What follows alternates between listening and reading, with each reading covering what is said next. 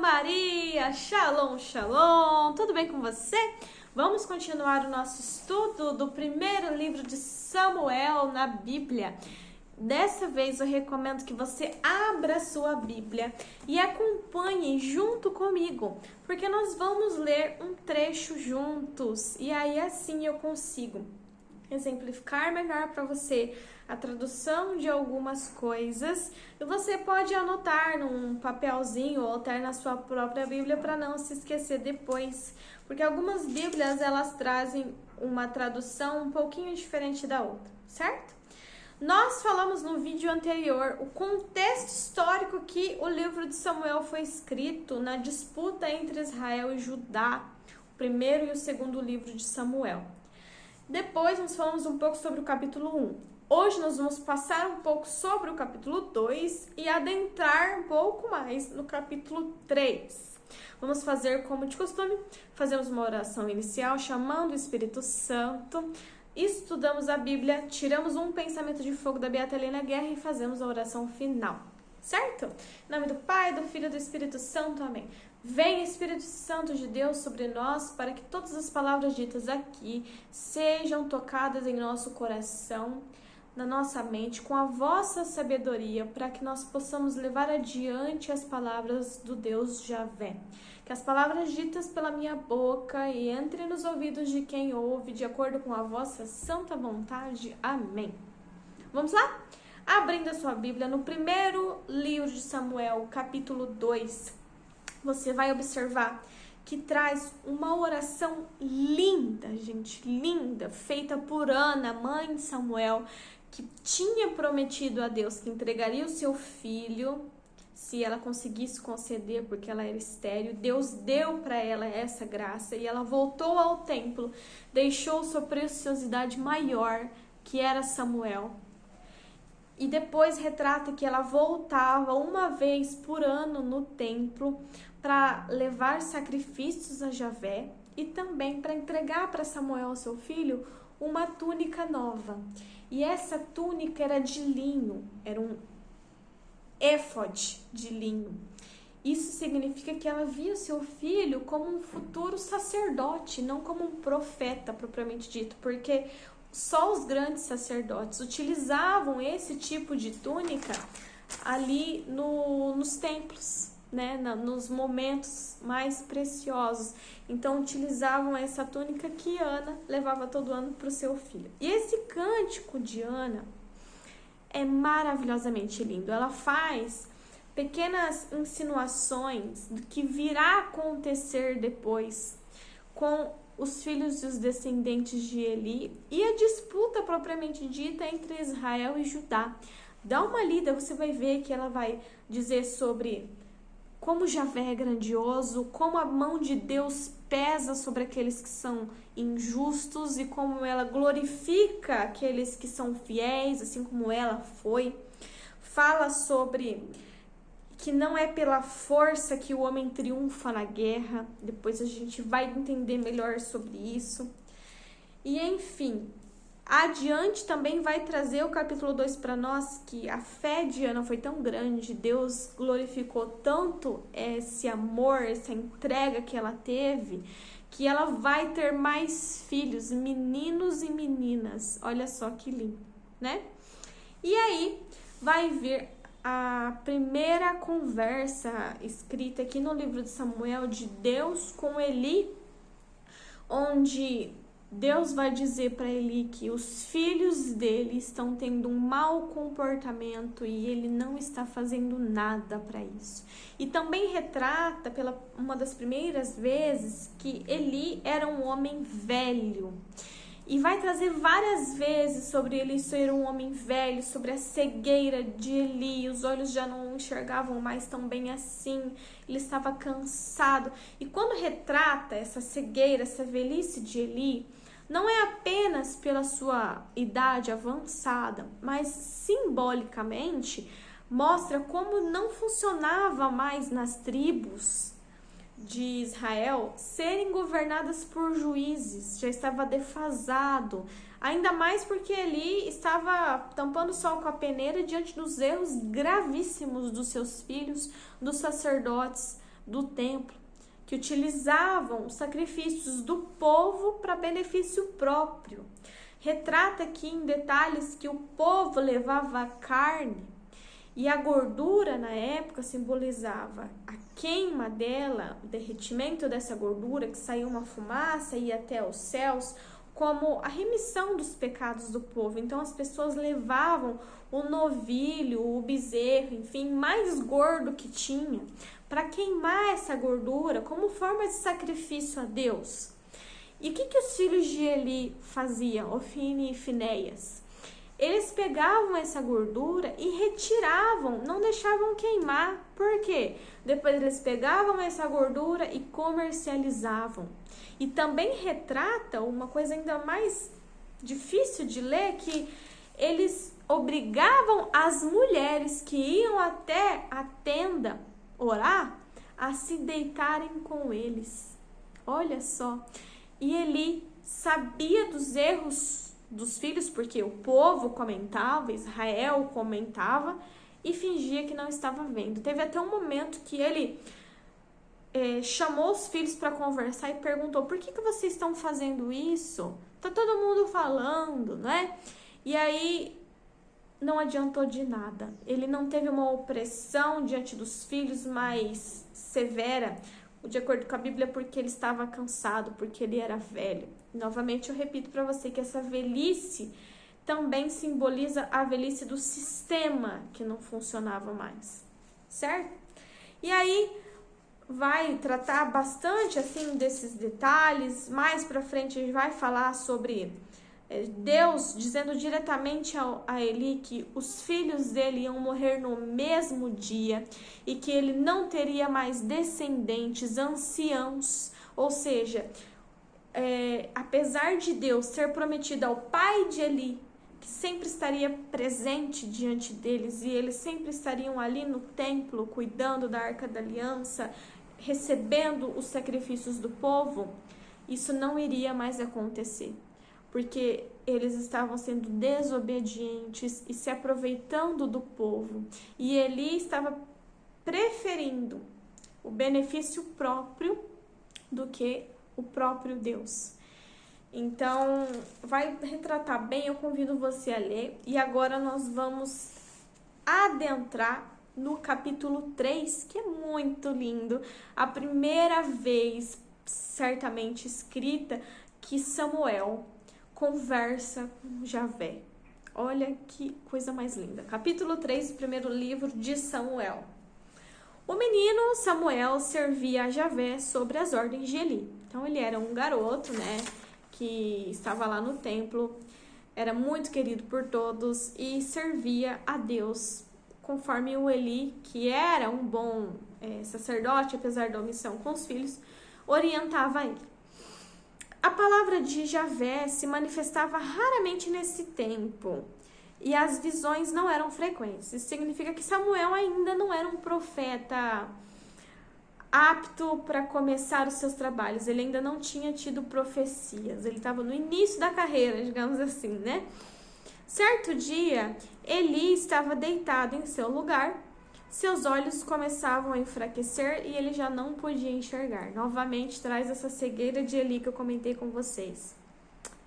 A lâmpada de Deus ainda não tinha sido apagada e Samuel estava deitado no santuário de Javé, onde se encontrava a Arca de Deus. Então, na época, os templos, né, principalmente o templo de Silo, ele tinha a Arca da Aliança. Essa Arca da Aliança, dentro dela, era guardada as tábuas da lei de Moisés, a vara de Arão, né, que floresceu, colocando ele no lugar que ele ficou, e um pote com maná, o alimento caído dos céus para os hebreus quando estavam no deserto, fugindo do Egito. Então a lâmpada estava acesa, significa ali que a arca estava lá, que a presença de Deus estava lá, que Javé estava presente. Javé chamou Samuel. Olha só, já pensou se Deus chamasse o seu nome? Maria. Já pensou? Ele respondeu: estou aqui. E correu até onde estava Eli. Ele achou que Eli estava chamando ele. E disse: estou aqui. O Senhor me chamou? Ele respondeu, não chamei, vai se deitar. Aí ele falou, será que tô ficando doido, né? Ele foi se deitar. E Samuel foi se deitar e Javé voltou a chamar ele de novo. Samuel!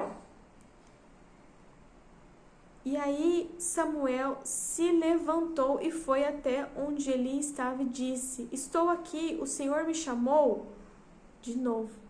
E Eli respondeu, não chamei, meu filho, vá se deitar.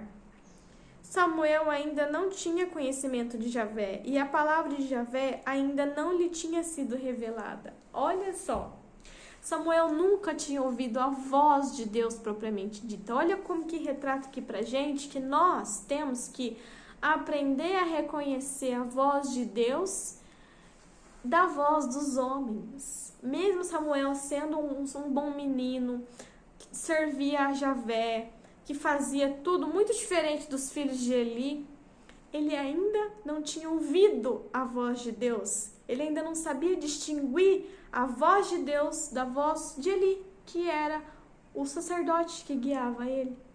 Tá vendo? E apesar da luz estar acesa no templo, apesar da presença de Deus estar ali, ele não tinha identificado realmente o que significava essa presença de Deus.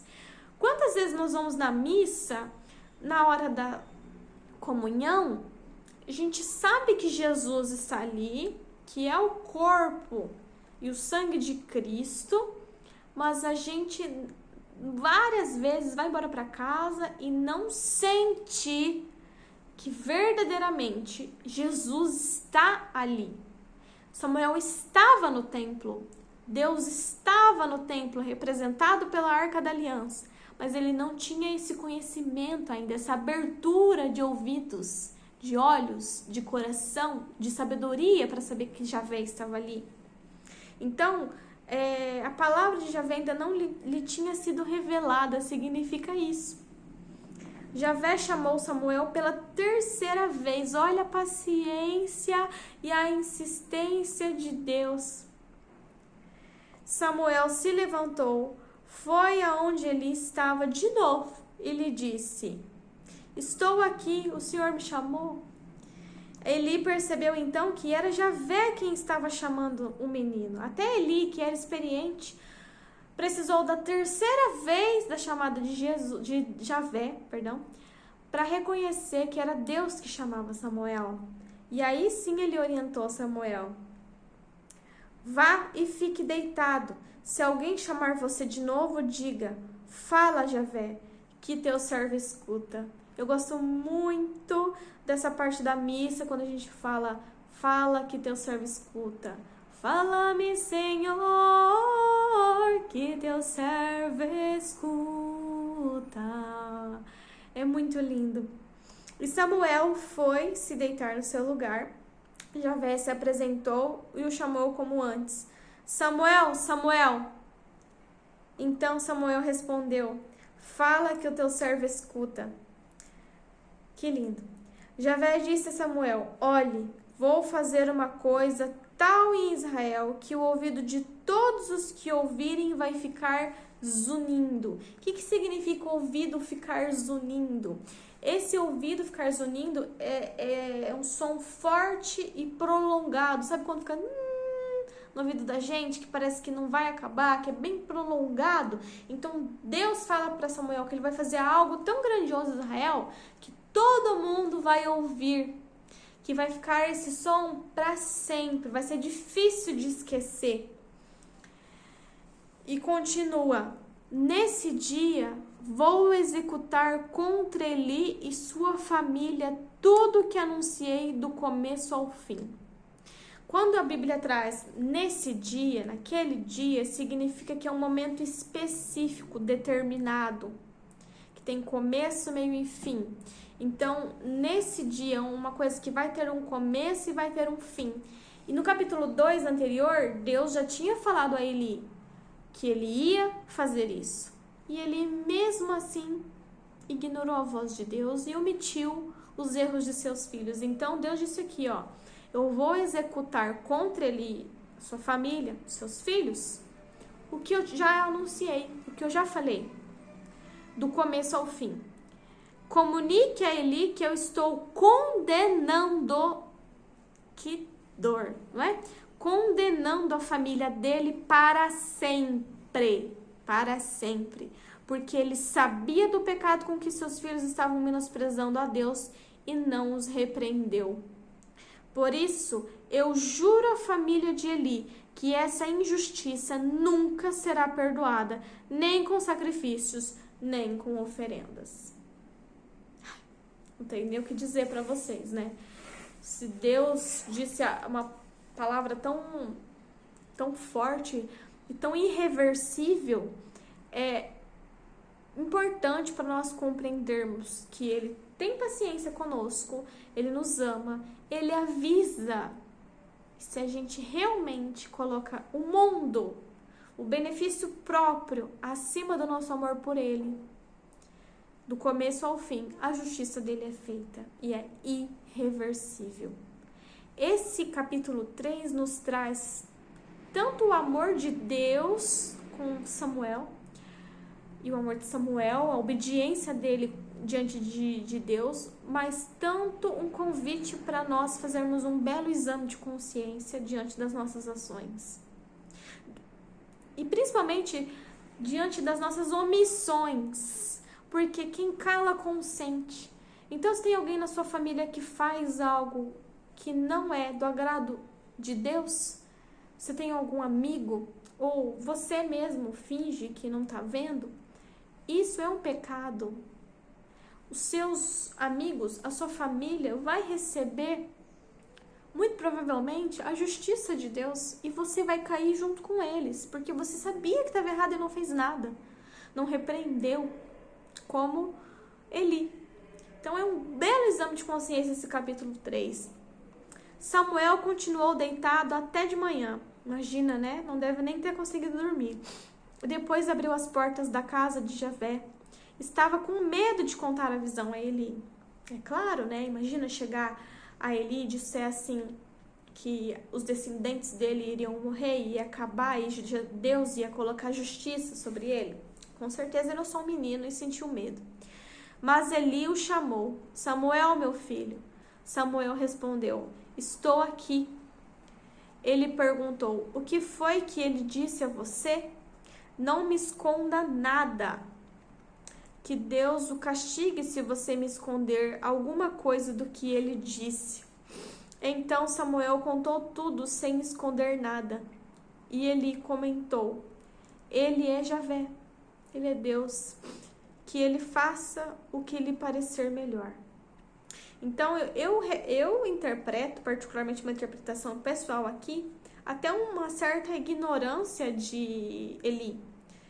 Que ele faça o que lhe parecer melhor. Um desprezo, não é? Como se não acreditasse que algo fosse realmente acontecer com ele, já que ele era um juiz, já que os filhos eram sacerdotes, descendentes, já que ele era um ancião, já que veio de seu pai essa sucessão. Então, um desprezo pela palavra de Deus, talvez um certo orgulho de Eli. Samuel foi crescendo, Javé estava com Samuel, com ele, e nenhuma de suas palavras caiu por terra. Ou seja, o que Deus disse, o que Javé disse a Samuel, realmente aconteceu. Todo o Israel de Dan era uma cidade no norte, até Bersabeia, que era uma cidade no sul, ficou sabendo que Samuel era um profeta confirmado por Javé. Então, todo mundo sabia, se espalhou essa notícia. E Javé continuou a manifestar-se em Silo. Deus continuou a se manifestar para Samuel no templo de Silo, onde se havia revelado a Samuel. Então, olha só que interessante. Muitas vezes a gente tem um pensamento assim, eu rezo para Deus em casa, não preciso ir na igreja, não. Preciso dizer mais alguma coisa? Samuel estava onde quando Deus manifestou-se a primeira vez para ele? No templo. E todas as vezes que Deus se manifestou para Samuel, ele estava no templo. Claro que Deus também se manifestou para outras pessoas importantes aqui nas passagens bíblicas, em momentos que estavam no monte orando, diante da sarça ardente, como foi o caso de Moisés. Jesus mesmo se retirava para poder orar, certo? Mas, pegando de Samuel, ele estava num lugar para adoração, para entrega a Javé, um local para isso. A gente tem ido procurar Deus na igreja. Deus continuou se manifestando a Samuel no templo. Deus podia se manifestar a Samuel no mercado da feira, quando ele fosse comprar as coisas, no monte, na casa dele, mas Deus continuou se manifestando para ele no templo. Mais uma reflexão para a gente estar fazendo aqui. E nenhuma dessas palavras caiu por terra, tudo se concretizou. Daí em diante a gente vai ver no capítulo 4, que é um capítulo bem, não digo pesado, me foge uma palavra boa para te falar. É um capítulo intenso, muito intenso. Então eu deixei separado para um vídeo só para ele, tá bom? Vamos tirar um pensamento de fogo da Beata Helena Guerra, que vai ser canonizada neste ano. Quem é que vai para a Itália, hein? Já comenta aí. Quem vai ver a canonização da Beata Helena Guerra? Ui, acabei tirando 2, então vamos ouvir os 2, né? Pensamentos de fogo. Primeiro, a fraqueza do coração exige 1000 cuidados. Tem muito a ver com isso aqui que nós lemos, né? Às vezes nos deixamos levar pela carne, pelas fraquezas do coração, sem cuidado nenhum.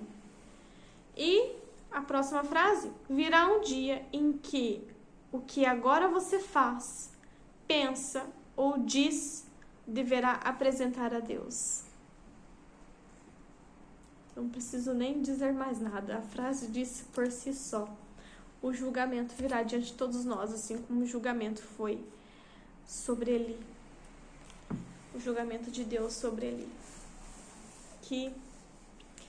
Que momento, né? Esses pensamentos de fogo são frases que ela traz, Beata Helena Guerra, depois de receber o Espírito Santo. Então, acredito que foi o próprio Espírito Santo de Deus que falou com a gente através dessas 2 frases para fechar com chave de ouro a nossa reflexão de hoje.